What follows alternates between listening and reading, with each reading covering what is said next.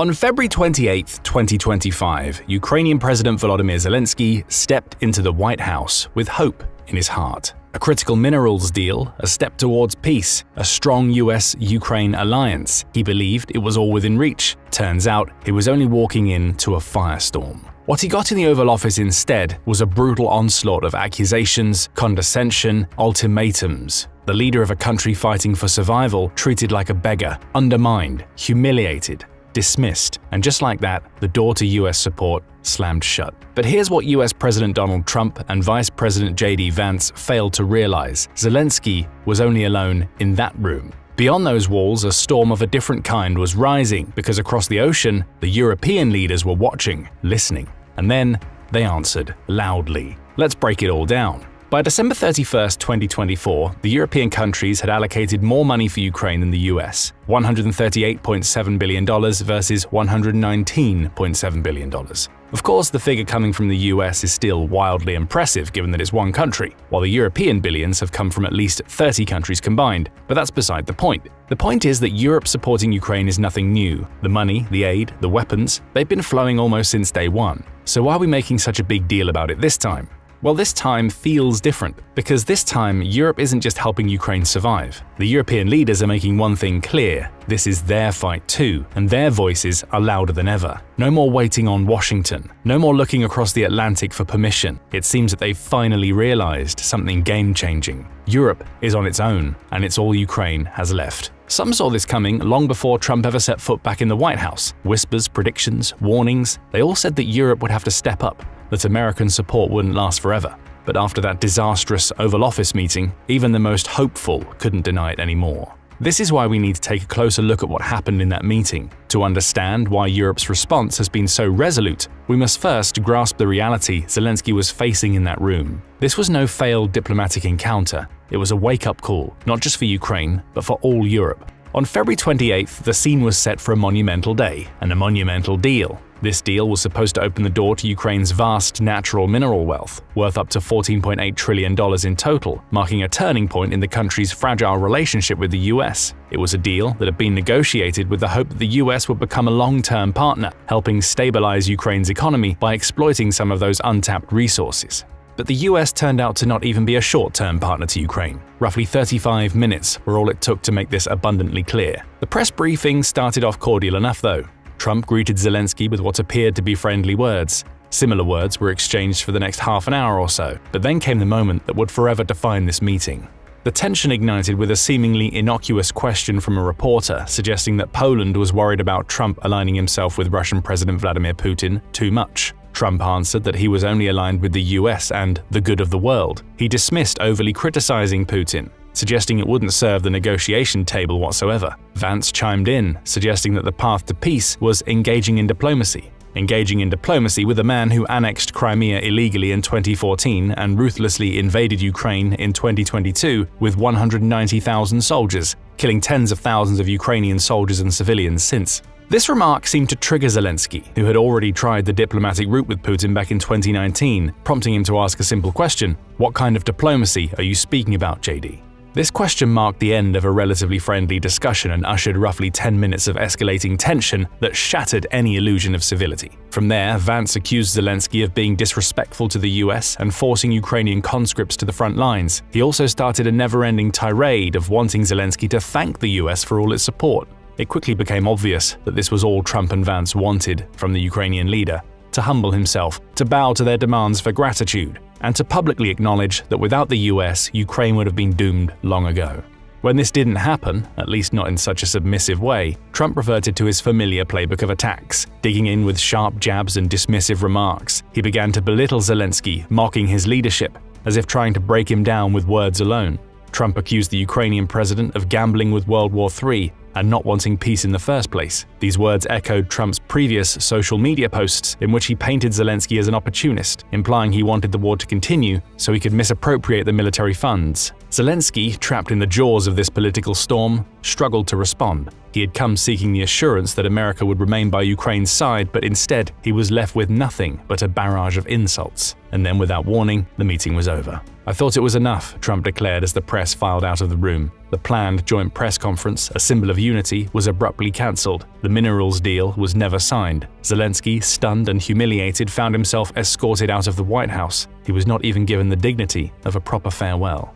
Trump, not missing a beat, took to his Truth Social account, accusing Zelensky of being ungrateful and unready for peace. He wrote, "I have determined that President Zelensky is not ready for peace if America is involved." As for Zelensky, he issued a statement thanking the American people, but there was no real warmth in his words. The Ukrainian president left the White House not just with a bruised ego, but with the painful realization Europe was all he had left. And for the first time, that truth was crystal clear to everyone. The US had turned its back on Ukraine, it switched sides, and Europe would have to pick up the pieces. And let us tell you, Europe started doing so almost immediately.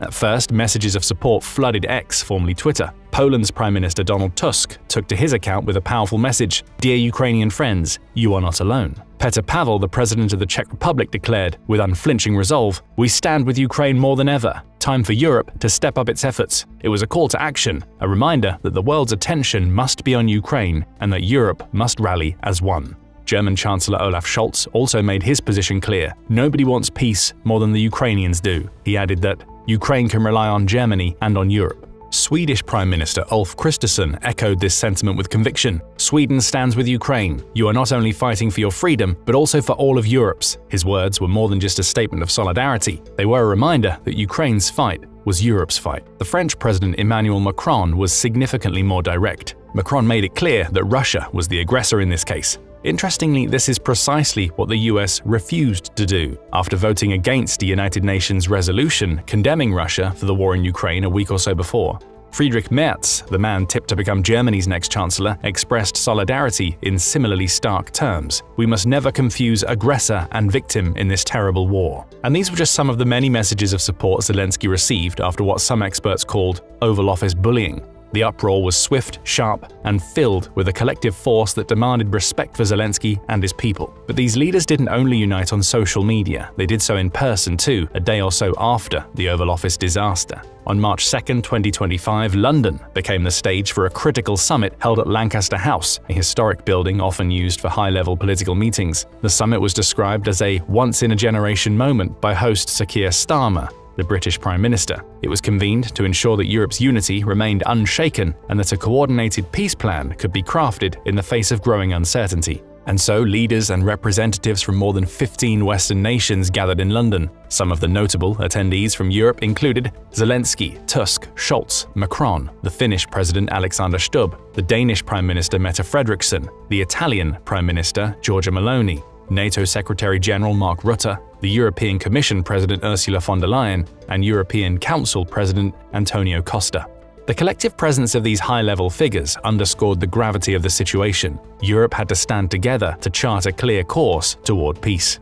Zelensky was seemingly touched by such a response. He praised the summit, saying that such a level of European unity hadn't been seen in a long time. The summit showed him that Europe was still firmly behind Ukraine. It was a bold statement that Europe's unity, in the face of pressure from within and beyond, could and would not be fractured. But enough about statements, what about actions? The summit in London had 4 key outcomes. Let's break them all down. The first outcome focused on keeping the military aid flowing and increasing the economic pressure on Russia. The first part was particularly notable because Trump would go on to halt all US aid to Ukraine on March 4th. Affecting the $1 billion that was already approved but not delivered. Trump made it clear that he wouldn't resume aid until Ukraine showed a stronger commitment to peace talks. The implications were massive. Without that aid, Ukraine's defense would be severely undermined. After all, the US was Ukraine's #1 donor, allocating over $66.5 billion in military aid alone. But let's be honest, this move by Trump was hardly shocking. Europe has long been preparing for it, or at least some version of it. That's precisely why European leaders promised to keep the military aid flowing. They knew that halting support would only embolden Russia and set the stage for a brutal escalation. The UK led the charge in this regard. From February 24, 2022 to December 31, 2024, this country had allocated $8.42 billion in military aid to Ukraine, making it the second largest individual donor in Europe. Now, Starmer announced a $2 billion deal that would allow Ukraine to purchase 5,000 air defense missiles. If you've been keeping up with the Russo-Ukrainian war since the beginning, you know that Zelensky has been practically begging for more air defense systems for years. These 5,000 air defense missiles will be the lightweight multi-role missiles produced by Thales, an aerospace and defense corporation. They'll be manufactured in Belfast, Northern Ireland, creating 200 jobs and supporting 700 existing ones in the process. But military aid is only part of the equation. The other critical component, sanctions. With Russia's economy already reeling from international pressure, Starmer committed to tightening the economic screws further. The aim was to make it as painful as possible for Russia to continue its war effort. A key part of the strategy was the idea of seizing Russian assets frozen in Western banks. While European leaders were still divided on the technicalities, Tusk was adamant. He pushed for the full seizure of assets, arguing that it would strike at the heart of Russia's financial system and force Putin to reconsider his invasion. However, many leaders were wary of the potential knock-on effects on the banking system and the Eurozone. Still, the UK and Ukraine signed a groundbreaking $2.84 billion loan agreement, backed by the very assets frozen from Russia's sovereign wealth. This was a way to ensure Ukraine could continue defending itself and hold Russia accountable. Europe was no longer just talking the talk, it was walking the walk. The second outcome of the summit in London was a crucial one. Any lasting peace agreement had to ensure Ukraine's sovereignty and security, with Ukraine being present at all peace negotiations. Why does this outcome matter so much? Well, the answer lies in Ukraine's identity as a nation and the fundamental threats it faces. Let's not sugarcoat it. Russia's war against Ukraine is nothing short of an assault on the very existence of Ukraine as a sovereign state. Putin's goal is clear. He wants to wipe Ukraine off the map, not just control parts of its land. The Kremlin has consistently framed its war objectives as the demilitarization and denazification of Ukraine, which, when stripped of propaganda, means taking Ukraine's independence and its government. All of this makes Ukraine's sovereignty non-negotiable. No peace agreement can be considered legitimate unless it respects Ukraine's right to remain independent, self-governed, and secure within its internationally recognized borders. Otherwise, it will only pave the way for future invasions and destabilize the entire region. It will set a dangerous precedent that aggressors can change borders through force and no one will stop them. Now on to the second part, Ukraine being at the table. This one might seem like a given to you. Of course the invaded country will take part in negotiations, right? But oh, how wrong you'd be. History is full of examples of powers deciding a country's fate without it, and every single time, the consequences have been catastrophic. Think of the Berlin Conference, where European empires sliced up Africa like a pie without a single African leader present. The result? Decades of colonial rule, exploitation, and violence. Or the Munich Agreement, when Britain and France handed Hitler a chunk of Czechoslovakia in the name of peace without even inviting the Czechs. That spineless move only emboldened Hitler and sent Europe hurtling into World War II.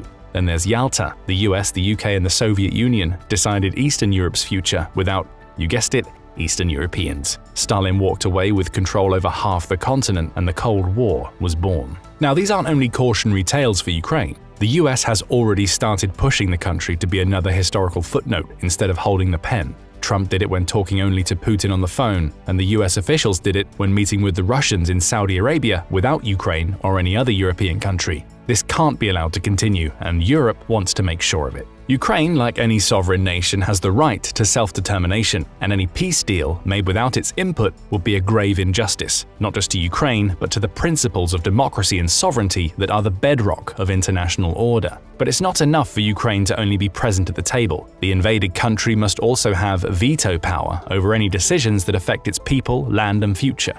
But any peace deal achieved in this way wouldn't be the end. That's what the third outcome of the summit in London touches on. The European leaders have made commitments to enhance Ukraine's defensive military capabilities following a peace deal to deter any future invasions. The reason for this is pretty straightforward. Russia has already proven it can't be trusted. The Kremlin has broken ceasefires in the past and has shown no intent to honor any agreements that don't serve its imperial goals. So Ukraine needs a strong defense, not just for today, but for tomorrow as well, ensuring it will never again be caught off guard by aggression. But what does this strong defense entail?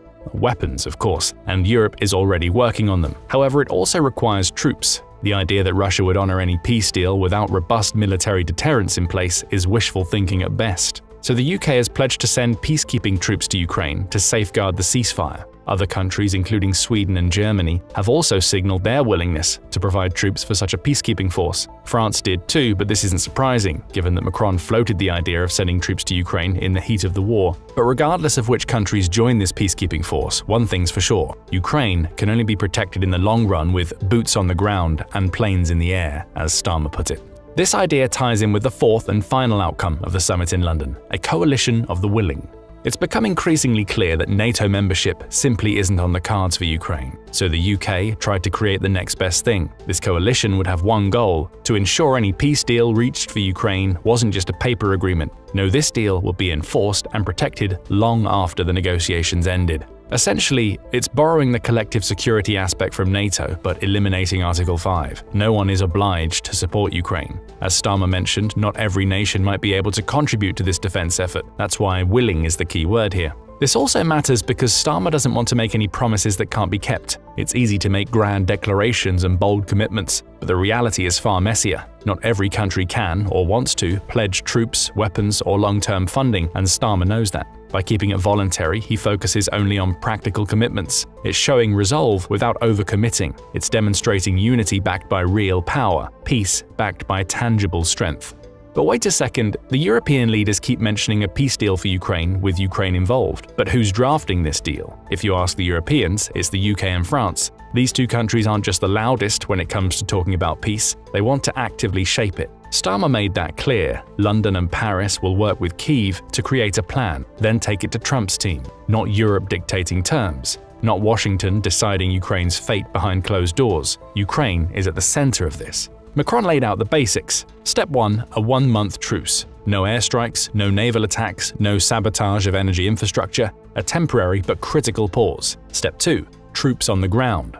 Why? To ensure Putin doesn't use this temporary pause to strike again.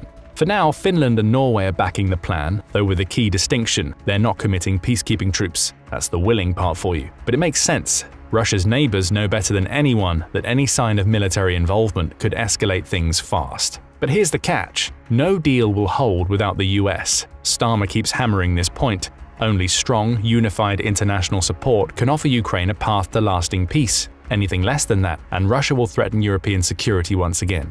Speaking of European security, this has become another crucial point of discussion. The threat to Europe has never been clearer. As Zelensky warns, Putin's ambitions extend far beyond Ukraine, eyeing Poland and the Baltic states. If he's allowed, he'll challenge the very rules of the global order time and time again. So if Europe doesn't step up now, the consequences could be catastrophic, and Europe knows this all too well.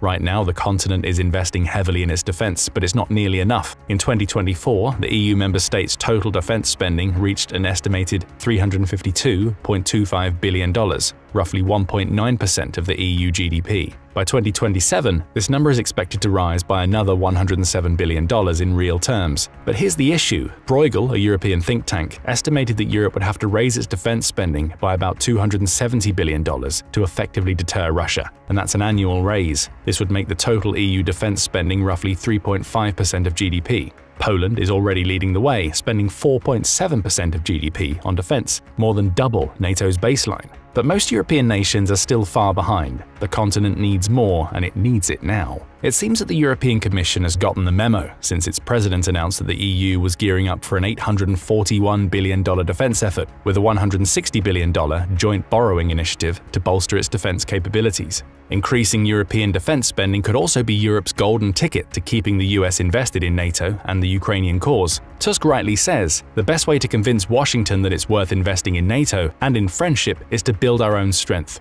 If Europe shows that it can shoulder more of the burden, the US might be more willing to stay engaged, and Ukraine might have a real chance at a lasting peace. But what do you think? Can increased defense spending secure a resilient Europe, or is the US needed in any case? And can the European leaders truly stand united and follow through on their promises, or will political divisions and hesitation get in the way? Let us know your thoughts in the comments section below.